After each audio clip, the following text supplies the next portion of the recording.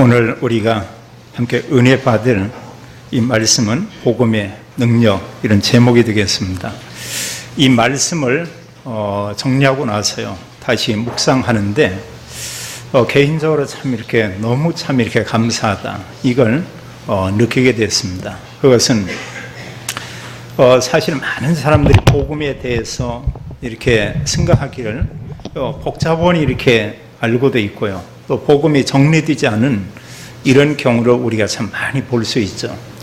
근데 너무 단순하게 성경을 통해서 진짜 복음이 뭐다는 걸 알게 된 게 참 이렇게 너무 감사했고요. 또 이런 가운데 우리가 복음을 통해서 정말 구원받았다, 또 제가 구원의 확신을 가지고 있고 또 여러 성도들이 구원의 확신을 가지고 있다고 하는 것이 참 이게 얼마나 감사한가, 이런 생각을 또 하게 됐고요. 그래서 성경은 구원과 함께 우리가 하나님의 자녀라고 이렇게 말씀하고 있죠. 그럼 이게 작은 게 아니죠.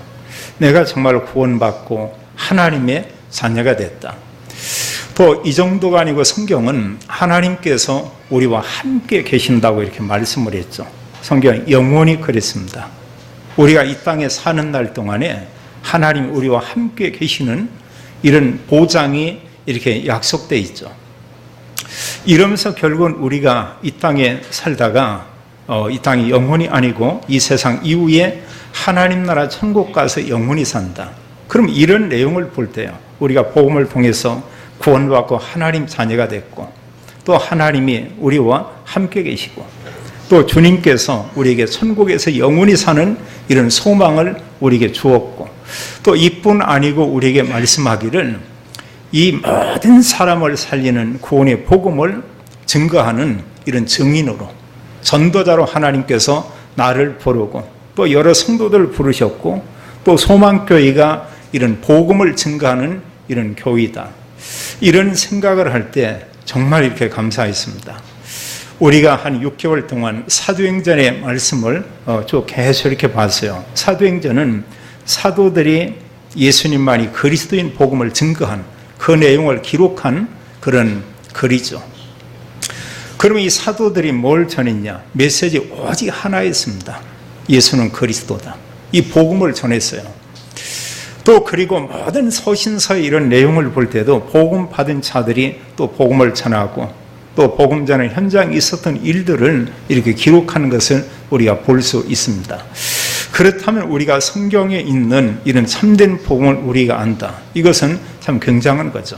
자, 성경 로마서 1장 16절 17절을 같이 한번 읽겠습니다. 내가 복음을 부끄러워하지 아니하노니 이 복음은 모든 믿는 자에게 구원을 주시는 하나님의 능력이 됨이라. 먼저는 유대인에게요 그리고 헬라인의 게로다. 복음에는 하나님의 의가 나타나서 믿음으로 믿음에 이르게 하나니 기록된 바 오직 의인은 믿음으로 말미암아 살리라 함과 같으니라. 아멘. 이 두 구절에서 우리가 말씀하는 그 메시지가 있습니다. 핵심이 되는 그 단어는, 하나는 복음에 대해서 이렇게 말하고 있어요. 하나님께서 우리에게 이미 복음을 알게 했다, 이게 굉장한 거고요. 또 여기에 말씀하기를 이 복음에는 하나님의 능력이 나타나 있다고 했습니다. 근데 그 능력이 어떤 능력이냐? 복음을 통해서 하나님은 사람들을 구원하겠다, 이걸 그 약속을 했고요. 그렇다면 복음이 아니면 사람은 구원받을 수가 없죠. 또 여기 말씀하기를 복음에 하나님의 의가 나타나서 이랬습니다. 그래서 믿음으로 믿음에 이르게 하나니 오직 의인은 믿음으로 말미암아 살리라. 그래서 우리가 잘 알고 있지만 이 내용을 한 단어로 하면 하나님은 오직 예수 그리스도를 통한 인간, 인류 구원, 이것을 우리에게 말씀하고 있죠. 자, 그렇다고 하면 중요한 것은 우리가 그리스도를 통해서 우리가 정말로 구원받았습니다. 그리고 성경은 구원받은 성도와 교회에게 말씀하고 있는 게 있죠. 교회에게 뭘 말하고 있냐? 이제는 이 복음을 전하라. 이게 가장 적극적이면서 하나님께서 가장 원하시는 메시지는 바로 이 메시지죠. 이 복음을 이제는 사람들에게 전하라, 이렇게 말하고 있습니다. 이런 가운데요, 거기에 관심이 없는 사람도 있지만 정말 그런 분이 있어요. 제가 이렇게 여러분들을 만났을 때 어느 분들은 자기는 날 보면 전도만 한다, 이런 분이 있습니다. 정말 있어요. 어느 분은 자기는 정말로 복음만 전한다, 이런 분도 있습니다. 제가 이제 그분들에게는 이렇게 묻는 경우 있어요. 자기들이 정말 전도만 하고 복음만 전한다.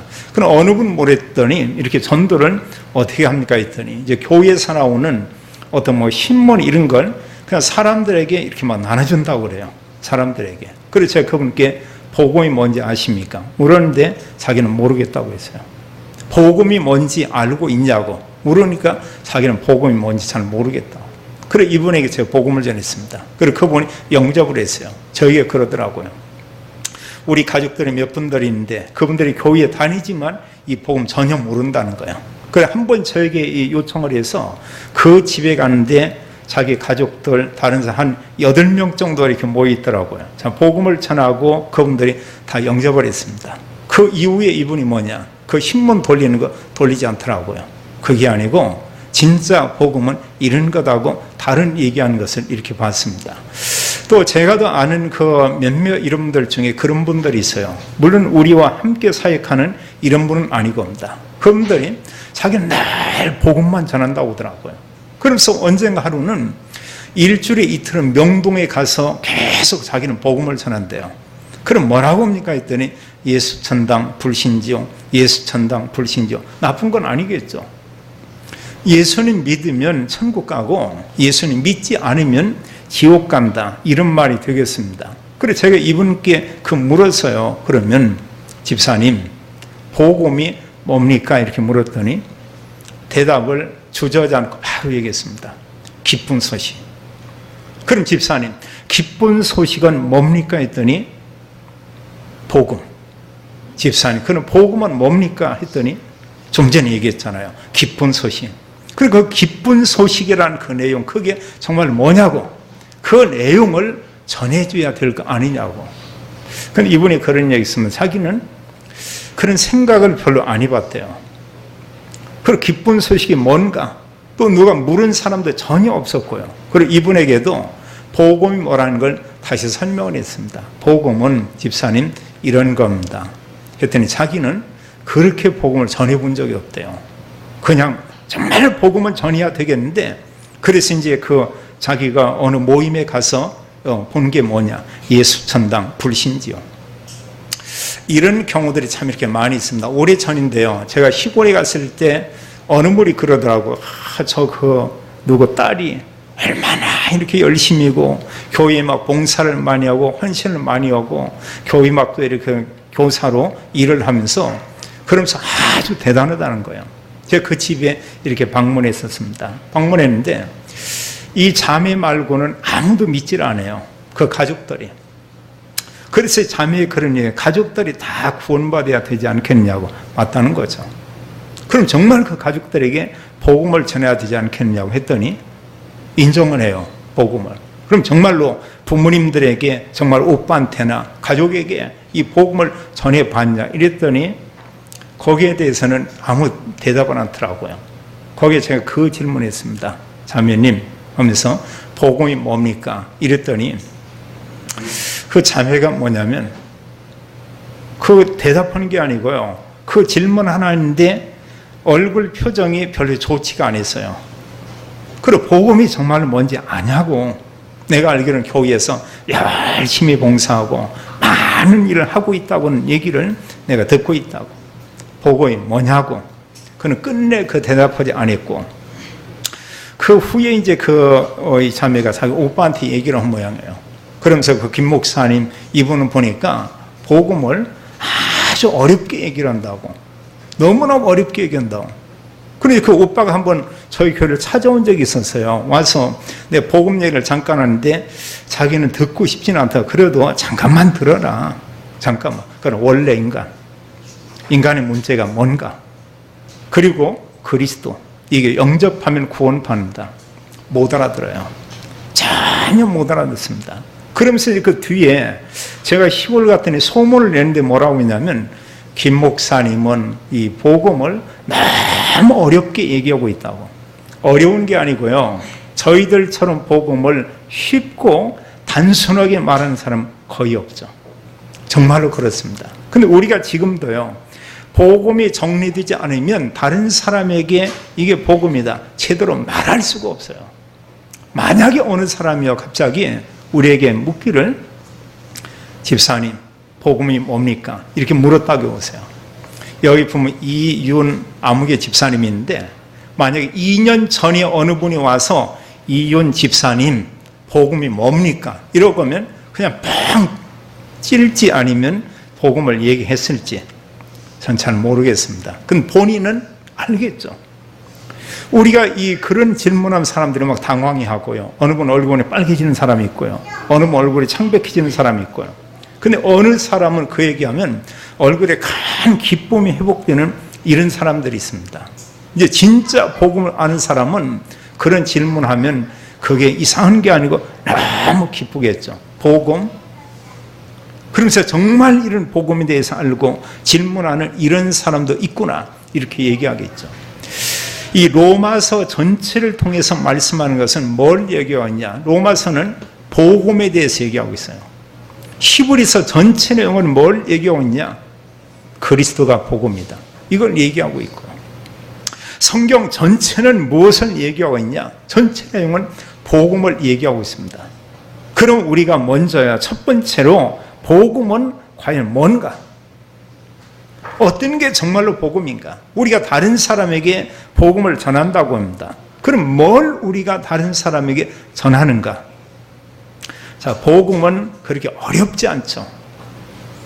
여기 로마서 1장 1절로 4절에 복음에 대해서 잘 말하고 있습니다. 특히 2절에 보게 되면요, 이 복음은 하나님이 선지자들을 통하여 그의 아들에 관하여 성경에 미리 약속하신 것이다. 하나님의 아들에 대해서 성경에서 미리 약속한 거다. 구약의 모든 믿음의 사람이 하나님께서 보낼 그의 아들 그리스도에 대해서 약속한 것이다, 이렇게 말하고 있고요. 그러면서 아들에 대해서 얘기하고 있죠. 하나님께서 보내실 아들에 관하여 말하면 육신으로는 다윗의 혈통에서 나셨고, 성결의 영으로는, 영적으로는 죽은 자 가운데서 부활하사 능력으로 하나님의 아들로 선포되었으니, 그러면서 말씀하기를 우리 주 예수 그리스도이시니라. 그럼 우리가 복음을 금방 우리가 정리할 수 있겠죠. 복음은 뭐냐? 어느 게 복음이냐? 예수 그리스도, 이게 복음이죠. 어느 게 복음이냐? 그리스도, 이게 복음인 겁니다. 그리스도 위에는 다른 복음이 없어요. 갈라디아서 1장에도 말씀했지만 1장 7절에 그리스도 위에 다른 복음을 전하면 저주가 있을 것이라고 말하고 있습니다. 오직 성경은 그리스도만이 복음이다, 이렇게 말하고 있죠. 그럼 이제 복음의 그 내용을 우리가 얘기할 때는 우리가 두 가지 정도는 얘기해야 되겠죠. 그 내용 가운데서 그리스도께서 하신 일 세 가지, 죄와 사단과 지옥의 문제를 그리스도가 완전히 해결했다. 죄와 사단과 지옥 문제를 해결하기 위한 그 방법은 무엇이었냐? 성경대로 십자가에서 죽으셨고 성경대로 3일 만에 부활하심으로 모든 구원을 다 이루셨다. 성경은 그것을 말씀하고 있죠. 그래서 성경의 구약의 많은 말씀이, 구약의 핵은 다른 게 아닙니다. 아담과 하와가 범죄하자마자 하나님께서 창세기 3장 15절에 복음을 얘기했어요. 여자의 후손을 보내는데 여자의 후손이 뱀의 머리를 상하게 할 것이다, 이게 답니다. 모든 사람은 남자의 후손이요, 모든 사람은 아담의 후손인데 그리스도는 여인의 후손으로 와서 인간을 망하게 하고 인간에게 저주를 주고 인간을 지옥에 끌고 가는 사단의 머리를 상하게 할 것이다. 또 이사야 7장 14절에 말씀하고 있죠. 완전히 멸망 상태에 있는 그 가운데서 그 백성을 다시 하나님께서 구원하기 위해서 하나님이 이 복음을 또 얘기하고 있습니다. 이사야 7장 14절에 말씀하기를 보라, 처녀가 잉태하여 아들을 낳을 것이요 그 이름을 임마누엘이라 하리라. 자, 여자의 후손인 그분 그리스도께서 올 걸 약속했는데 처녀가 잉태하여 아들을 낳는다. 그 이름은 임마누엘이다. 우리가 임마누엘 뜻은 잘 알고 있죠. 하나님이 우리와 함께 계십니다. 빌립보 1장 6절은 말씀하기를 그리스도는 하나님의 본체 이렇게 말씀했어요. 그럼 뭐냐? 하나님과 같은 그런 분인 것을 우리에게 말씀하고 있죠. 히브리서 1장 3절은 말하기를 그리스도는 하나님의 본체다. 형상의 본체다. 이런 말씀, 하나님 자신인 것을 말씀하고 있습니다. 요한복음 1장 1절에도 말씀하기를 말씀이 육신이 되어 우리 가운데 오셨다.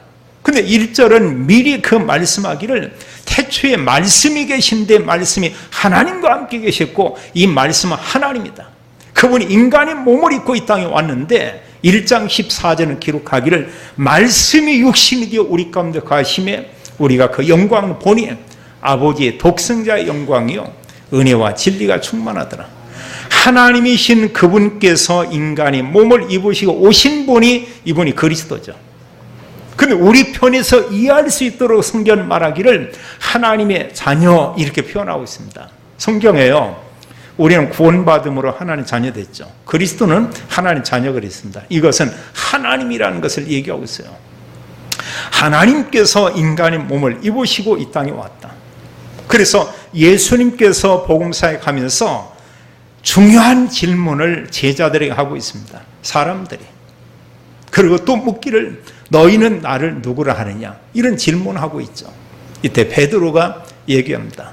주는 그리스도시요 살아계신 하나님의 아들이신다. 이게 정말로 놀라운 이런 대답이에요. 예수님은 그리스도입니다. 이게 이루 말할 수 없는 겁니다.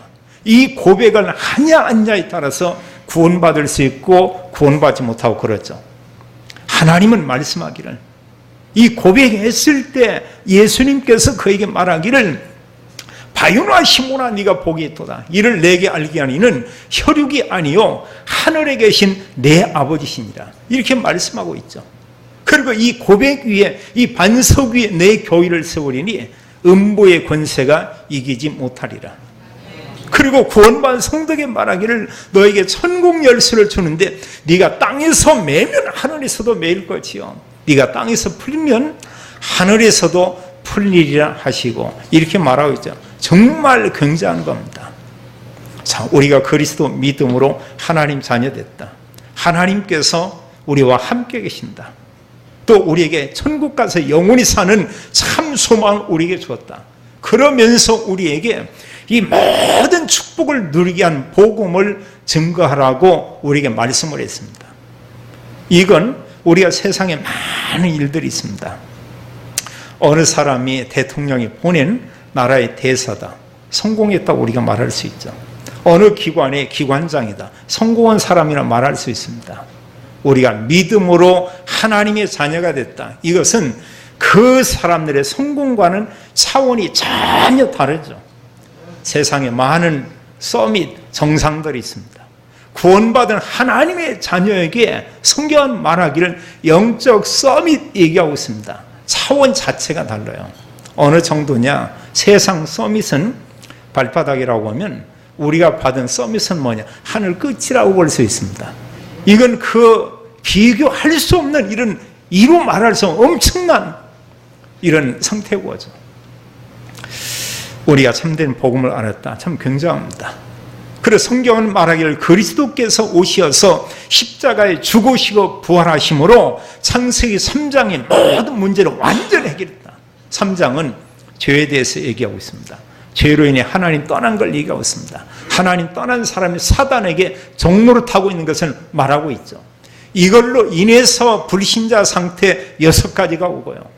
그걸로 인해서 이 세상의 모든 사람이 1000가지, 10,000가지 문제 가운데 있는데 그 문제를 요약하면 12가지 그 속에 딱 붙잡혀 있죠. 창세기 3장, 창세기 6장, 창세기 11장. 오직 나, 오직 성공, 오직 물질, 이게 답니다. 그 위에는 다른 게 없어요. 이러면서 이 사람들이 영적으로 어려움 당하면은 또 갈급하면 가는 곳인데 무당, 점쟁이, 또 우상 종교, 맨 마지막에 이제 교회 가죠. 이런 정도가 아니라 완전히 사단이 붙잡혀서 이제 하나님 모르니까 엄한 걸 섬기고요. 이러면서 정신, 육신, 마음의 문제, 후대, 결국은 본인이 이 세상 떠나면 지옥에 갈 수밖에 없다. 그런데 여기에 대한 모든 답이 그리스도인 것을 말씀하고 있죠. 두 번째로요. 자, 우리가 복음을 안다고 할 때요, 이 복음의 능력이 얼마나 대단한 거냐. 복음은 사실 보면 모든 문제에 답이죠. 성경은 말씀하기를 하나님 떠난 모든 게 다 왔다. 사실은 창세기 3장 문제가 모든 문제라고 우리가 볼 수 있습니다. 성경을 우리가 보게 되면 장별로 나눈다고 할 때 크게 우리가 셋으로 구분할 수가 있죠. 창세기 1장, 2장 하나님과 함께 에덴 동산에서 인간들이 살게 됐고요. 모든 축복을 다 누리고 있었습니다. 문제는 언제냐? 창세기 3장. 근데 이 문제가 어디까지냐면 성경의 요한계시록 20장까지예요. 그 기간이 언제냐? 예수님께서 재림에 오시기까지. 그럼 그 기간 동안에 모든 사람이 창세기 3장 죄와 사단과 지옥의 저주 배경 가운데 있고요. 그래서 하나님은 우리를 구원하기 위해서 하나님 말씀하기를 그리스도를 보내겠다 말씀을 했죠. 그리고 그리스도께서 모든 구원을 이루었습니다. 이 땅에 사는 사람들이 육신을 가지고 사는 그 기간 동안에 그리스도를 정말로 믿는다고 하면 구원받고 하나님 자녀가 되고 천국에 갈 수가 있고요. 이 땅에 사는 동안에 복음을 받지 못하고 믿지 않는다고 하면 그 사람이 가는 것은 영원한 지옥인 것을 말하고 있죠. 그래서 주님께서 재림에 오시게 되면은 사단과 모든 악의 세력을 다 멸망시키고요. 당연히 불신자들 심판을 받고 다 지옥 가고요. 구원받은 성도들은 계시록 21장 22장에 보니까 영원한 하나님 나라 천국에서 살게 되는 것을 말씀하고 있죠. 그래서 최고의 복이 뭐냐? 우리가 그리스도를 믿음으로 바로 구원받은 것. 그래서 하나님께서 이 복음으로 모든 사람을 구원하기 원하는데 구원의 방법이 뭐냐? 그리스도의 십자가의 죽으심과 부활입니다. 성경 요한복음 3장 16절에 말씀하기를 하나님이 세상을 이처럼 사랑하사 이 세상의 모든 사람을 사랑한다고 했죠. 지금 믿지 않는 그 사람도 사랑한다고 했습니다. 그래서 하나님께서 독생자를 주셨으니 이는 저를 믿는 자마다 멸망치 않고 영생을 얻게 하려 하심이니라 이렇게 말씀을 했어요. 그래서 그리스도이신 예수님 믿으면 영원한 생명을 얻고 믿지 않으면 영원히 멸망받을 수밖에 없죠. 우리가 복음을 전하고 전도해야 되는 이유가 바로 이제 여기에 있죠. 다른 게 아니에요. 고린도전서 15장 3절과 4절도 말씀하기를 성경대로 하나님 말씀대로 그랬어요.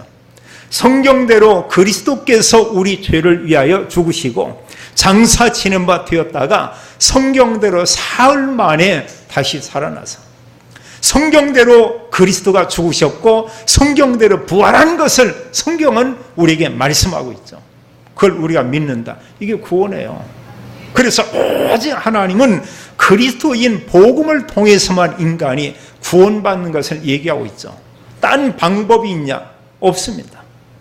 그럼 정말 우리가 볼 때요, 우리나라에 불교 인구가 정말로 많이 있는데 불교인들이 구원받을 수 있냐? 구원받을 수 없죠. 다른 많은 종교인들이 있을 수 있겠습니다. 그들이 구원받을 수 있냐? 구원받을 수 없습니다. 사람들이 노력하고 애쓰고 수고해서 육신에 필요한 것은 많이 우리가 소유할 수 있어요. 그럼 다 가장 만족하냐? 그 영적인 그 내면에 영이 갈망하는 건 또 다른 게 있습니다. 만족 없어요. 이 지구촌을 다 준다고 인간은 만족할 수 없습니다. 왜냐하면 영적인 부분이 채워지지 않아서 그래요. 그리고 불신자들은 뭐 다 가졌든 갖지 않았든 영적으로 어느 상태냐? 고아 상태고요. 영적으로 어떤 상태냐? 거지 상태고.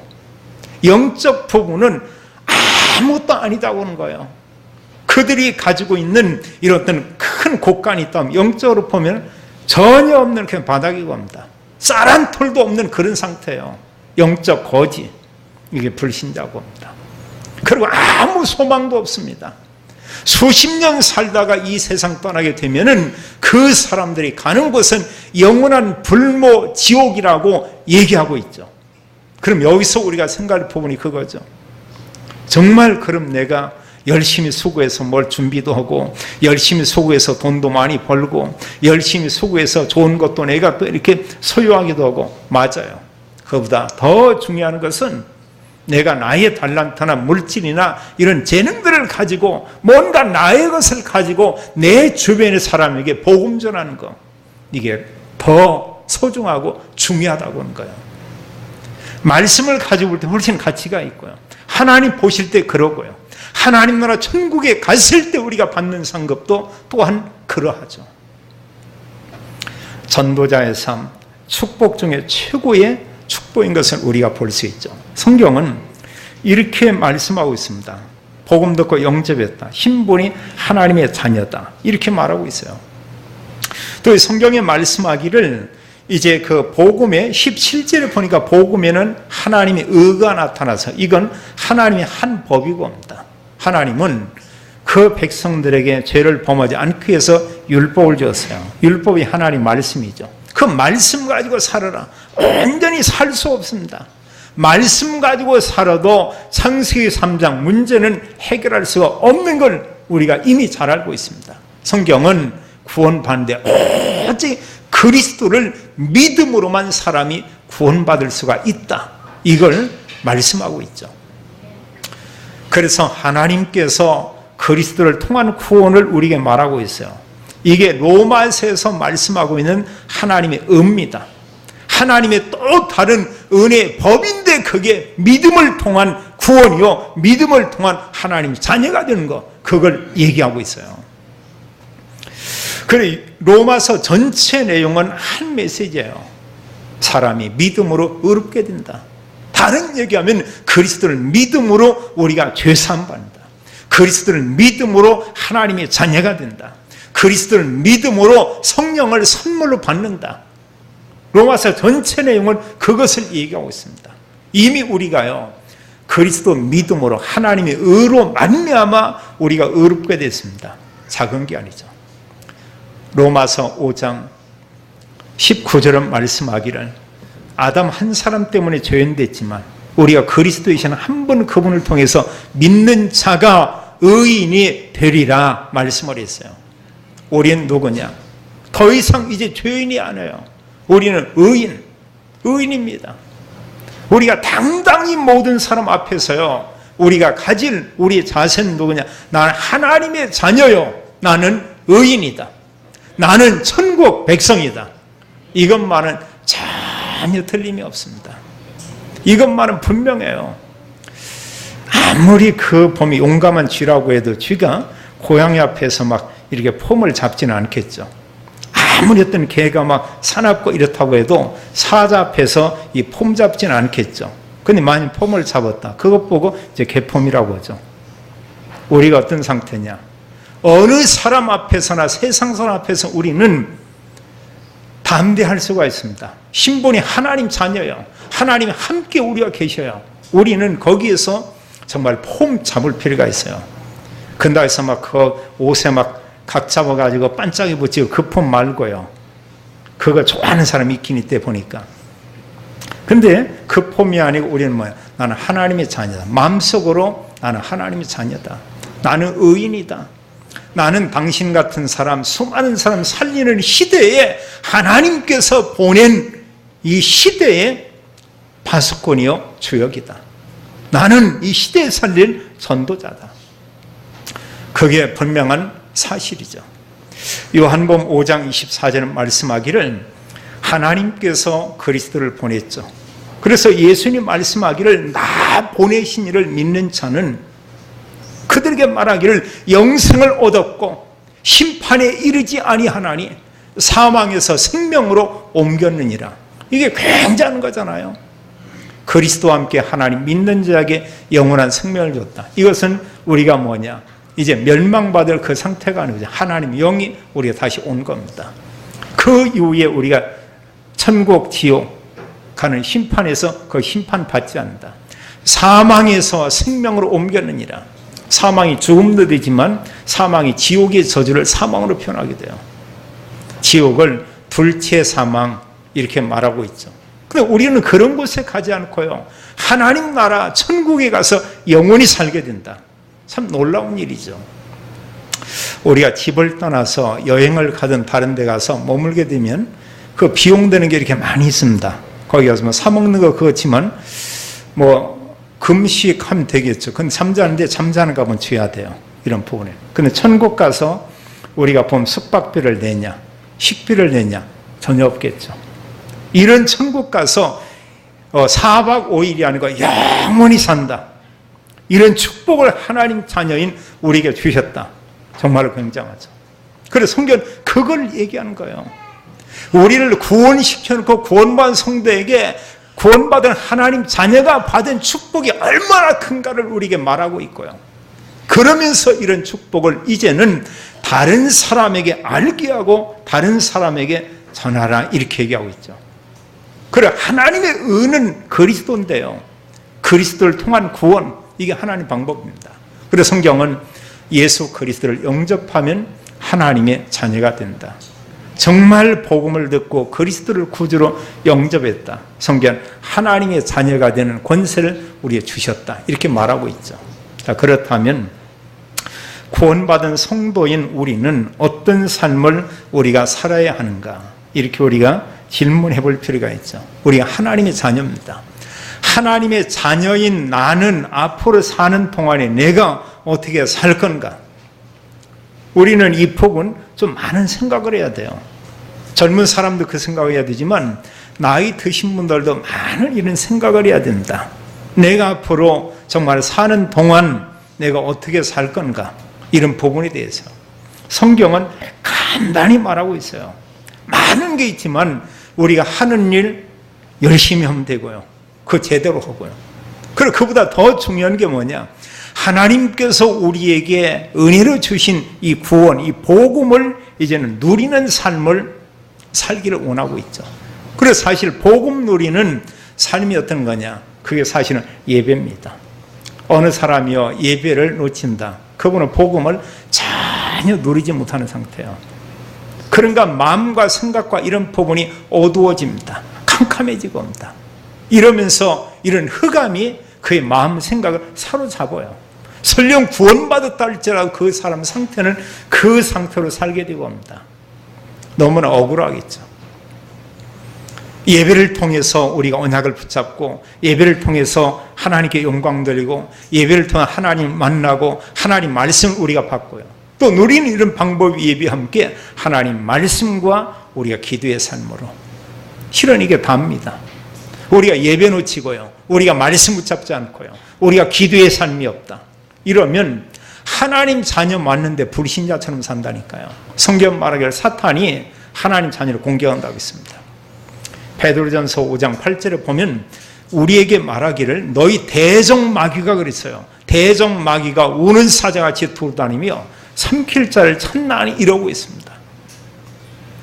에베소서 6장 10절로 20절에도 이 마귀가 있기 때문에요, 우리를 계속 속이는 이런 사단의 세력이 있기 때문에 우리에게 전신갑주를 입으라 그랬습니다.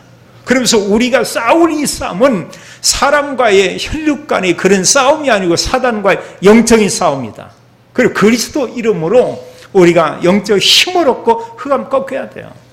내가 전도를 간다, 먼저 전도의 진을 그거 꺾여야 됩니다. 그리스도 이름 완전히 결박해야 돼요.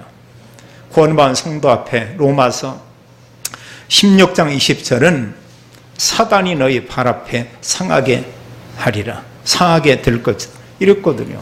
그래서 사실은 하나님 자녀의 권세는 참 이루 말할 수 없죠.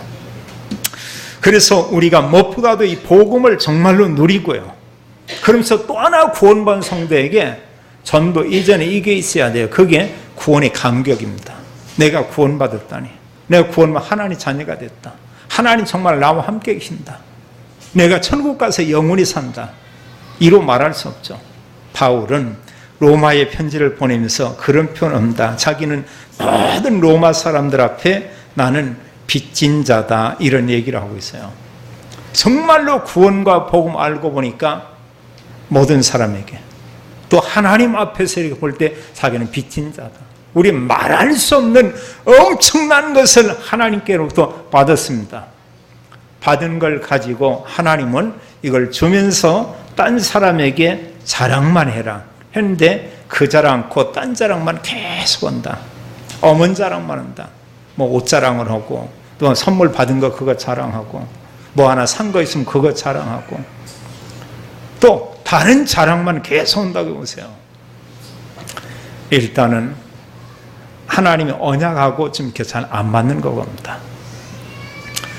무엇보다 우리에게 구원의 감격이 있어야 돼요. 하나님 그런 사람을 통해서 전도자의 삶을 살도록 하나님 은혜를 베풀죠. 자, 성경은 우리에게 분명히 말했습니다. 모든 민족에게 복음 전하고 만민에게 복음 전하고 땅끝까지 이르러서 복음을 전하라.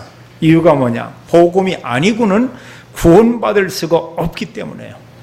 그럼 우리가 전도자의 삶을 사는데 어떻게 살면 되냐? 우리는 모든 장소에서 복음을, 또 모든 장소에 있는 그 모든 사람에게 복음을 전해야 한다, 이런 마음을 우리가 가져야 되고요. 이러면서 우리에게는 이런 일 저런 일 많은 일들이 있습니다.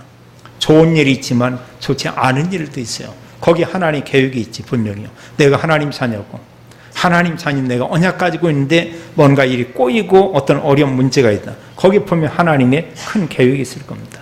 그럼 모든 일을 우리가 복음과 다 연결시키고요. 분명히 있거든요. 이런 복. 어느 사람이 너무 어려워한다. 나와 관계된 일인데 문제가 생기고 있다. 그럼 세상 사람은 그냥 문제는 그냥 문제입니다. 근데 복음관에 우리가 보면 하나님 큰 계획이 있거든요. 그 문제에 정말로 답을 준다. 다 살게 되죠. 모든 게 회복되게 되죠. 우리가 복음자는 모든 장소에 모든 사람의 모든 일을 통해서 우리는 전도자의 우리가 삶을 사는 거죠. 주님께서 우리에게 이것을 부탁했습니다. 복음이 어렵냐? 어렵지 않아요. 복음 알고 있습니다. 복음은 그리스도가 복음입니다. 누구든지 그리스도를 구주로 영접하면 구원받고 하나님의 자녀가 된다. 그리고 그리스도의 죽으심 부활에 대한 복음과 그리스도의 삼직을 말하는데 그분이 정말 믿어진다. 영접하면 하나님의 자녀, 이렇게 말하고 있죠. 마지막으로 이런 말씀을 이렇게 드립니다. 주님이 우리에게 말씀하기를 뭐라고 하고 있냐? 자, 복음을 아는 우리가 복음을 다른 사람이 이제는 말하라고 얘기하고 있습니다. 한 주간에요. 좀 구체적인 이런 미션을 드리겠는데, 두 사람 정도에게 복음이 뭔가를 말해보고요.